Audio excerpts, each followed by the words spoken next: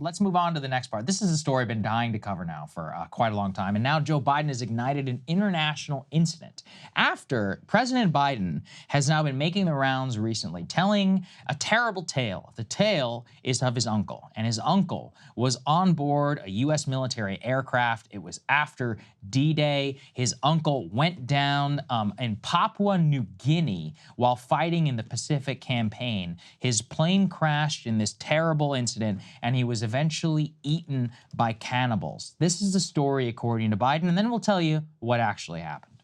And my uncle, they called him Ambrose, they called him Bozy. My uncle Bozy was a hell of an athlete, they tell me, when he was a kid.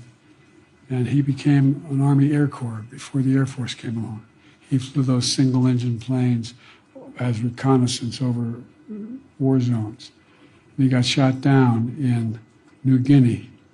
And they never found the body because there were a lot of cannibals for real in that part of New Guinea.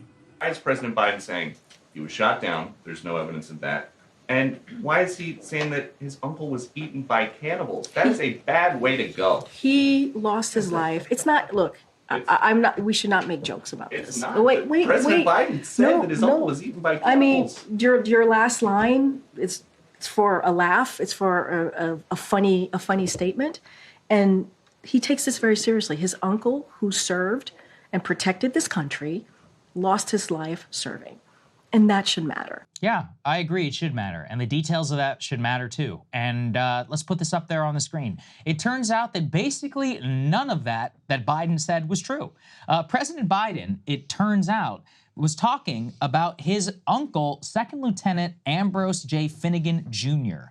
Now, Finnegan, who was the brother of Biden's mother, according to Biden, got shot down over New Guinea. However, the U.S. government record of the crash says of the missing service members does not attribute Finnegan's death to hostile actions or even indicate cannibals were any factor. According to U.S. military records and the Pentagon's MIA accounting agency, he died on May 14, 1944, while he was a passenger on an Army Air Force plane, quote, that for unknown reasons was forced to ditch in the Pacific Ocean off the northern coast of New Guinea. Quote, both engines failed at low altitude, aircraft nose hit the water hard, 3 men failed to emerge from the sinking wreck and were lost in the crash, according to a survivor of the crash itself. The agency also said Finnegan was a passenger on that plane when it was lost.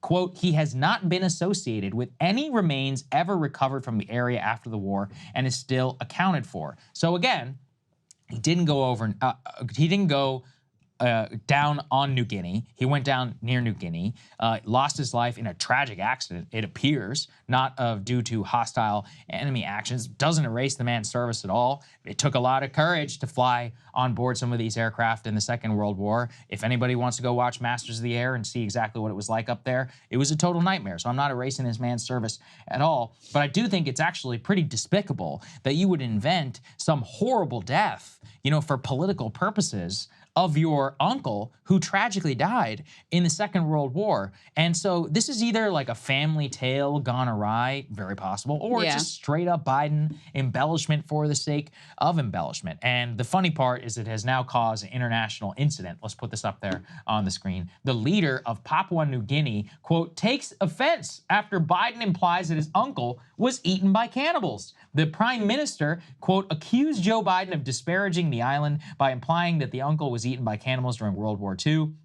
Biden's comments now have offended a key strategic ally in the South Pacific, and the prime minister said in a statement that he appeared to imply his uncle was eaten by cannibals, and his remarks may have been a slip of the tongue. However, my country does not deserve to be labeled as such. And you know what? He's right. Is it true that they're cannibals or whatever on Papua New Guinea? Yes, there have been some documented instances and all of that, but in this particular instance, Biden is straight up wrong according to the U.S. government itself. Yes, he goes on to say, perhaps X. He says the remains of World War II lie scattered all over PNG, including the plane that carried President Biden's uncle. Perhaps given President Biden's comments and the strong reaction from PNG and other parts of the world, it's time for the USA to find as many remains of World War II in PNG as possible, including those of servicemen who lost their lives like Ambrose Finnegan. The theaters of war in PNG and Solomon Islands are many and littered with the remains of World War II, including human remains, plane wrecks, shipwrecks, tunnels, and bombs. Our people daily live with the fear of being killed by detonated bombs of World War II. So he really touched a nerve with these stupid, fake cannibal comments.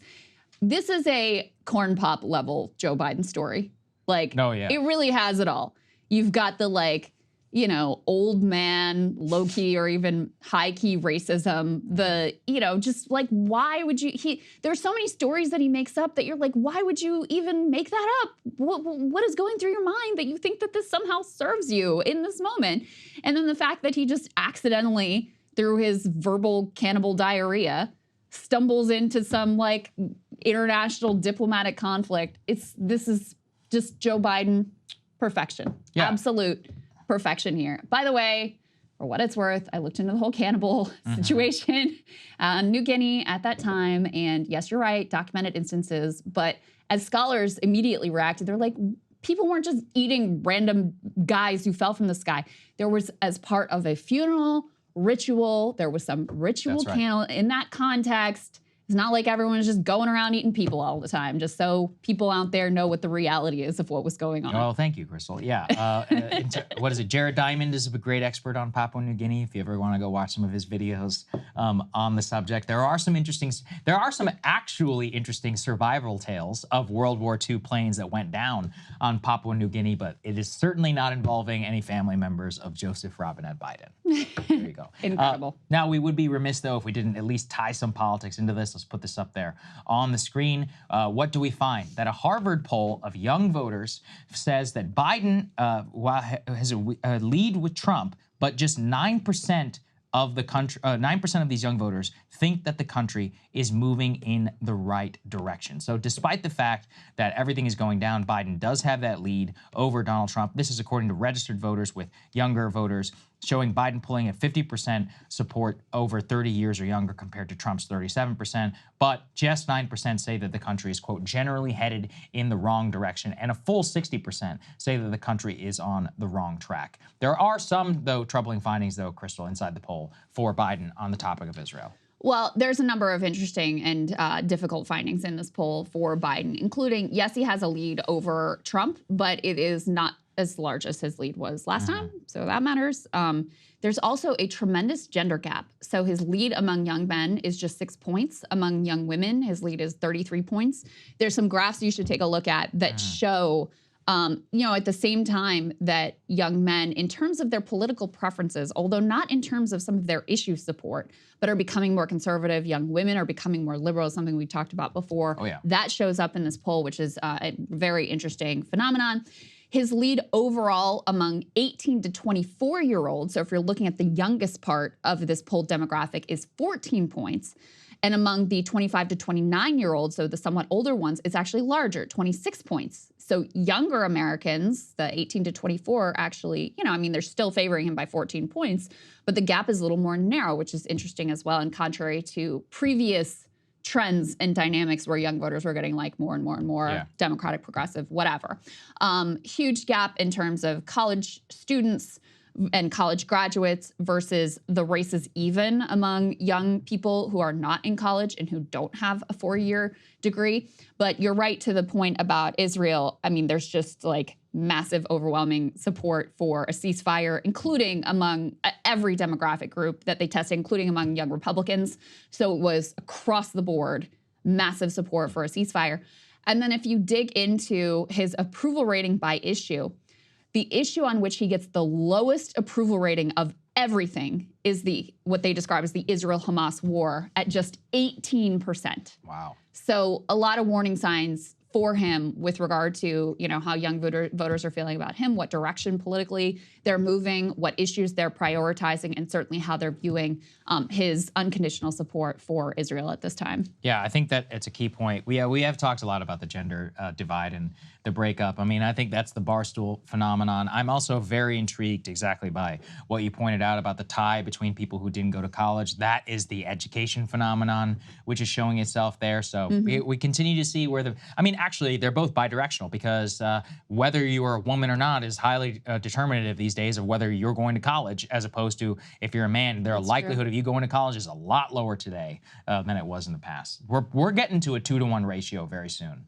on some major college campuses. So that will heavily inform our politics and the economy, which we'll get to. It's worth looking at the poll if you guys have time, because there's some interesting questions they asked too to try to get at like how young people feel about different gender dynamics. And they asked some questions like, you know, do you agree with the statement, these days people are just too soft? Or yeah, well, what are the another one was these days women are too promiscuous.